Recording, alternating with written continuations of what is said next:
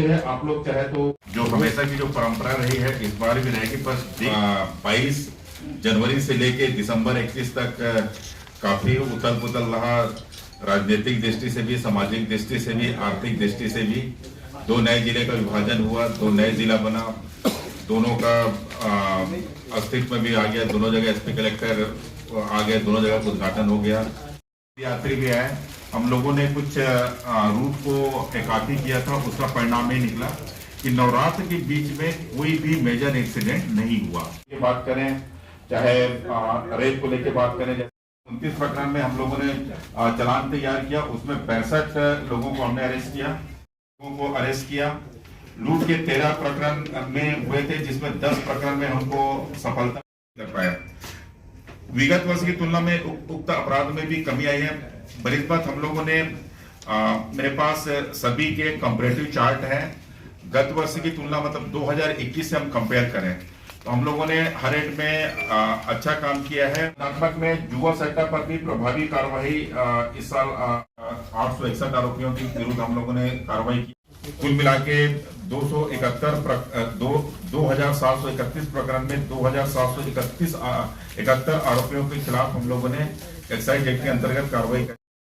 3344 लोगों ने हमने इनको जेल भेजा और लगभग 2893 प्रकरण में 4389 व्यक्ति को खिलाफ हम लोगों ने 107 की कार्रवाई की।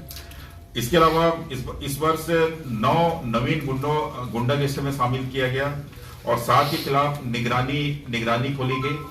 7 लगातार जो प्रॉपर्टी ऑफेंसेस करते थे उनके खिलाफ 7 लोगों के खिलाफ निगरानी खोली गई। नशीली दवाई के भाई हम लोगों ने 4 प्रकरण में लगभग 11 व्यक्तियों को हम लोगों ने अरेस्ट किया। उनके पास से काफी मात्रा में टेबलेट, कफ सिरप वगैरह बरामद हुआ था।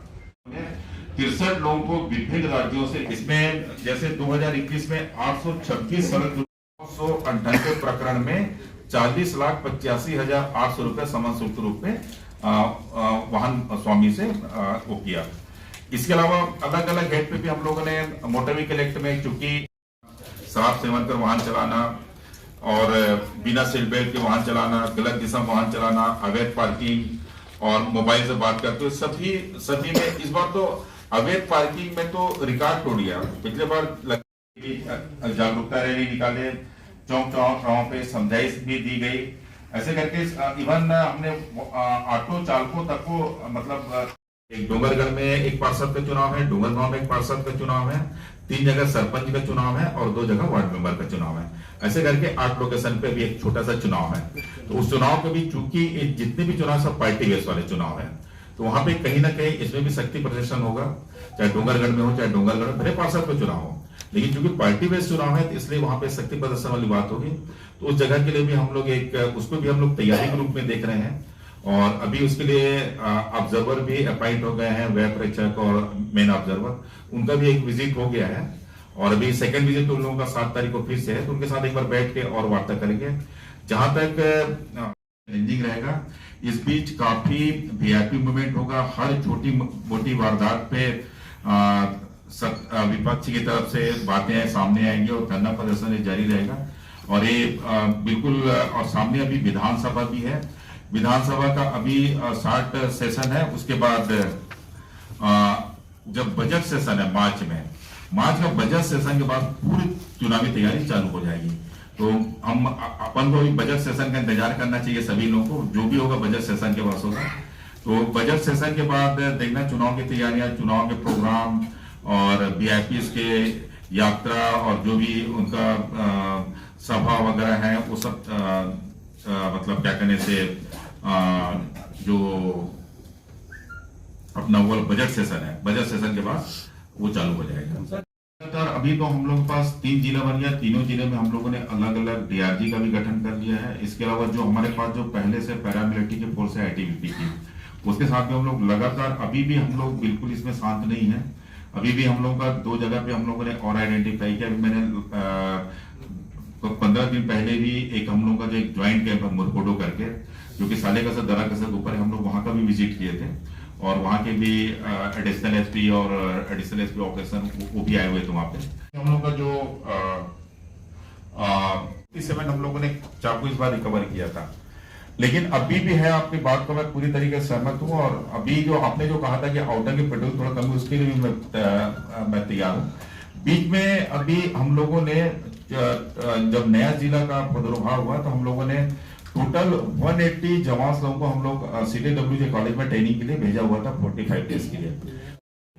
जबकि पहले पूरे आसपास के 8-10 गांव के लोग सुकुल दयान में चौकी की मांग किए थे और उसी बेस पर से वहां पे चौकी का प्रस्ताव भी किया था और माननीय मुख्यमंत्री अपनी घोषणा में उसको शामिल भी किया। अभी उसकी घोषणा हो गई है, मतलब वहां जल्दी से पुलिस चौकी चालू हो जाएगा।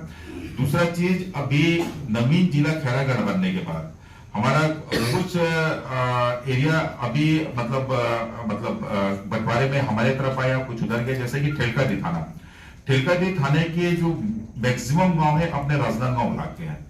तो हम उन राजनांदगांव ब्लॉक के जितने गांव हैं उनको हम कुछ को अभी क्या कहने से लालबाग थाने में और कुछ को चिकली चौकी हम लोग उसको हस्तांतरित किए और कुछ को जो अपना क्या कहने से घूमका के पास आ रहा है उनको कुछ को घूमका के हमने प्रस्ताव भेजा है। तो जैसे हो जाएगा तो उसमें क्या कहने से डिस्ट्रीब्यूट हो जाएगा तो गांव वालों को भी दिक्कत नहीं होगी, क्योंकि उनको जिले काम से आना ही पड़ता है। अभी क्या हो रहा था कि राजनांदगांव के लिए निश्चित ही 2022 कभी खुशी कभी गम वाला स्थिति था। चूंकि मैं ऐसा इसलिए बोल रहा हूं कि राजनांदगांव जिले से अभी 2 नवीन जिला का स्थापना हुआ, एक अंबागढ़ चौकी मानपुर मोहल्ला और दूसरा खैरागढ़। इसके चलते अभी वर्तमान जो राजनांदगांव जिला का थोड़ा जो व्यू ऑफ एरिया है वो थोड़ा कम हुआ है। लेकिन अगर हम अपराध की दृष्टि से देखें तो इसमें आंशिक कमी आई है, चाहे वो गंभीर अपराध की बात हो चाहे महिला संबंधी अपराध की बात हो। हम लोगों ने इस बार गुम इंसान में विशेष प्रयास करके टोटल इस बार 93 गुम इंसान यहाँ पे दर्ज किए गए थे जो कि विभिन्न राज्यों में जाके रह रहे थे। उसमें से हम लोगों ने विभिन्न राज्यों से 63 लोगों को रिकवर करके लाया, उनके परिजनों को सौंपा। अभी भी जो शेष जो बच गए हैं वो भी हम हमारे जिनको हम लोगों ने चिन्हित कर लिया वो भी विभिन्न राज्यों में अपने शादी करके अपने पति के साथ रह रहे हैं, उनको भी हम लोग इस वर्ष रिकवर करके इसमें शामिल कर लेंगे। तो निश्चित ही इसमें भी हम लोगों ने काफ़ी अच्छा काम किया और एक्सीडेंट में भी आंशिक कमी आई है। और इसके अलावा हम लोगों ने इस बार तकरीबन 20-22 लोगों के खिलाफ गुंडा सूची में लाए हैं और निगरानी सूची में लाए हैं।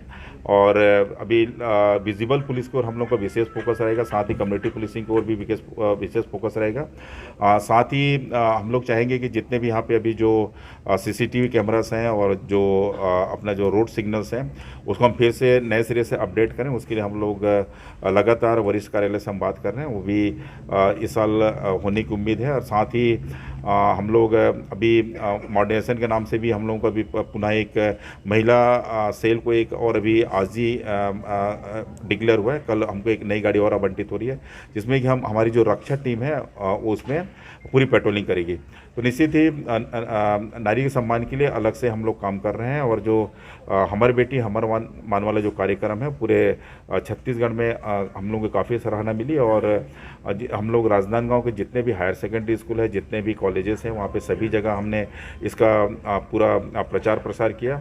इससे हमको काफ़ी इसका प्रतिफल भी मिला और इससे काफ़ी लोग हमसे जुड़े और अपने करियर के बारे में और ऑनलाइन फ्रॉड के बारे में उनकी हम लोग ने जागरूकता को पूरे अच्छे ढंग से बताया। तो निश्चित ही इसके माध्यम से लोग पुलिस के भी काफ़ी करीब आए। और अभी चूँकि 2023 चुनाव का वर्ष है तो अभी काफ़ी सारे चैलेंजेस हैं। अभी विभिन्न प्रकार के राजनीतिक पार्टियों द्वारा धरना प्रदर्शन जुलूस समय समय पर की जाएगी, उसकी भी हम लोग को विशेष तैयारी करने की आवश्यकता पड़ेगी। साथ ही कुछ समय के बाद VIP मूवमेंट भी बढ़ जाएगा, उसकी भी हम लोगों को सुरक्षा व्यवस्था पुख्ता करना पड़ेगा। नक्सल क्षेत्र की बात करें तो इस बार ऐसा कोई भी छुटपुट घटना को छोड़ देते ऐसे कोई बड़ी वारदात नहीं हुई, बल्कि डोंगरगढ़ क्षेत्र अपने बाग नदी और बोर तालाब क्षेत्र में हम लोगों ने कुछ डंप रिकवर किया है। बाकी ऐसा कोई नया रिक्रूटमेंट वाली बात इस ज़िले से अभी तक नहीं आई। मैं जहाँ भी SP रहा हूँ, मैं जनता से जो भी यहाँ पे आते हैं उनसे मैं छत्तीसगढ़ में ही संवाद करता हूँ, क्योंकि आप लोगों को सभी को पता होगा कि छत्तीसगढ़ी को राजभाषा का दर्जा मिला है। और चूँकि हम लोग छत्तीसगढ़ के रहने वाले हैं तो निश्चित है कि जब राजभाषा का दर्जा मिला है तो हमको बिल्कुल ही छत्तीसगढ़ी में बात करना चाहिए। अब बल्कि मैं तो चाहता हूँ कि आपके चैनलों में भी छत्तीसगढ़ी में वार्तालाप होने लगा है और अभी कई सारी प्रोसीडिंग भी छत्तीसगढ़ी में होने लगी है, इवन विधानसभा में भी छत्तीसगढ़ी में होने लगी। तो ये अच्छी बात है और इससे जो जनता है है, जो गांव देहात से आते हैं उनके मन में एक विश्वास होता है और वो अपना समझ के और भी जो चीज़ बताना चाहते हैं उसके अलावा भी बहुत सारी चीज़ छत्तीसगढ़ी में पूछने से बताते हैं। अवकाश की मांग समय समय पे हमारे जवानों के द्वारा आती थी, उसी के मद्देनज़र हम लोगों ने एक प्रयोग चालू किया, जिसमें हमने ये किया कि जिस दिन हमारे जवान का बर्थडे है हम उस दिन उसको एक दिन हम छुट्टी देंगे और उस दिन उसको एक मेमेंटो और एक ग्रीटिंग कार्ड हम उसको देंगे ताकि उस दिन बढ़िया एंजॉय करे। और कई जवान को तो ऐसा रहता है अपना बर्थडे भी याद नहीं रहता, जब हम बुलाते हैं तो बड़ा एकदम सरप्राइज होते हैं कि सर आज आपने हमको क्यों बुलाया। जब वो उपहार और बुके पाते हैं उनको हम उनका एक खुशी में शरीक हो रहे हैं और उस दिन वो अच्छा से अपने घर परिवार के साथ एंजॉय कर सकें।